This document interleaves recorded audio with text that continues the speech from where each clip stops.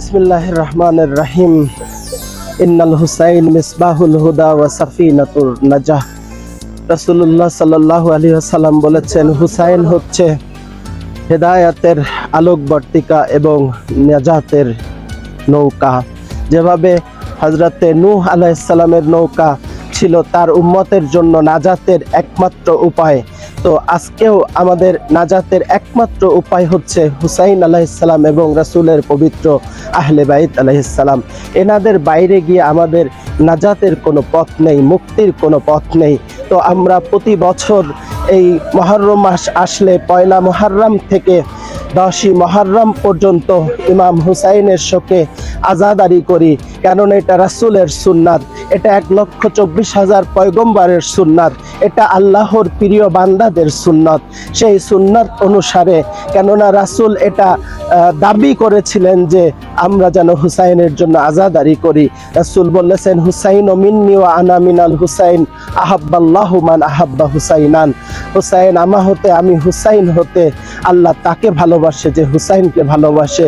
সুতরাং এই হুসাইনের শোকে শোকাহত হওয়া হুসাইনের প্রতি ভালোবাসার বহিঃপ্রকাশ, কেননা হুসাইনকে ভালোবাসলে আল্লাহ আমাদেরকে ভালোবাসবেন।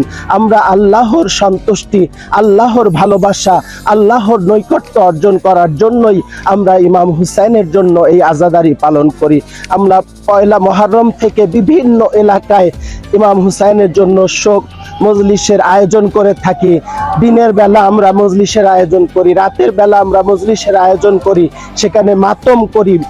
এরপরে আমাদের এই 10ই মুহররমে আমাদের যে বড় প্রোগ্রামটা হয়, মেইন প্রোগ্রামটা আমরা উজিরপুর মসজিদ আল আবু তালিব মসজিদ এবং হুসাইনিয়া থেকে আমাদের এই শক র্যালিটি শুরু হয়। আমরা সেখানে জোহরের নামাজ আদায় করি। জোহরের নামাজ আদায় করার পর আমরা জিয়ারাতে আশুরা পাঠ করি। জিয়ারাতে আশুরা পাঠ করা হয়ে গেলে আমরা সংক্ষিপ্ত মজলিস সেখানে করি। সেই মজলিসে আমরা মাসায়েব পড়ি। ইমাম হুসাইনের উপর যে জুলুম হয়েছিল সেই নির্যাতনের কথা আমরা স্মরণ করে ক্রন্দন করি। এরপরে সেখান থেকে আমাদের শোক র্যালি বের হয় এবং এই শোক র্যালি নিয়ে আমরা উজিরপুর থেকে কাশিয়াড়ার, উজিরপুর ইমামবাড়ি থেকে আমরা কাশিয়াড়ার কারবালা পর্যন্ত আসি। আর এই প্রায় 2 কিলোমিটার পথ যে আমরা অতিক্রম করি, সেখানে আমরা নওহা, মাতম, আমাদের তাজিয়া, তাবুত এবং বিভিন্ন ধরনের পতাকা, হযরত আব্বাস আলমদারের যে পতাকা ছিল সেগুলোকে নিয়ে আমরা আসি এবং প্রতিটি মোড়ে মোড়ে আমরা থামি। সেখানে আমরা নওহা পড়ি, সেখানে আমরা ইমাম হুসাইনের বাণীকে তুলে ধরি, ইমাম হুসাইনের আদর্শের কথা তুলে ধরি।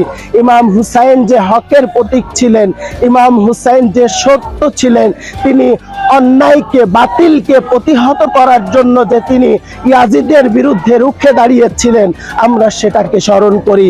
তিনি নানার দিনকে বাঁচানোর জন্য, কালেমা লা ইলাহা ইল্লাল্লাহকে বাঁচানোর জন্য, ইসলামকে বাঁচানোর জন্য, কোরআনকে বাঁচানোর জন্য তার সমস্ত পরিবারকে বিসর্জন দিয়েছিলেন, নিজের জীবনকে বিসর্জন দিয়েছিলেন। তার 18 বছরের যুবক হযরত আলী আকবরকে তিনি বিসর্জন দিয়েছিলেন। তার 6 মাসের শিশু হযরত আলী আসগরকে পর্যন্ত তিনি আল্লাহর দ্বীনকে জীবন্ত রাখার জন্য বিসর্জন দিয়েছিলেন।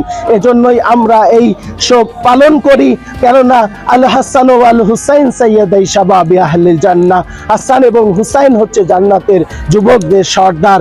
সুতরাং আমরা সেই সর্দারের উপরে যে জুলুম হয়েছে সেটাকে তুলে ধরি, আমরা ক্রন্দন করি, মাতম করি এবং আজীবন আমরা এই কাজ অব্যাহত রাখবো ইনশাআল্লাহ, যতদিন না ইমামে জামানার আবির্ভাব হয় এবং জালেমদের থেকে সেই প্রতিশোধ গ্রহণ না করা হয়। আমাদের এই মাতম অব্যাহত থাকবে ইনশাআল্লাহ।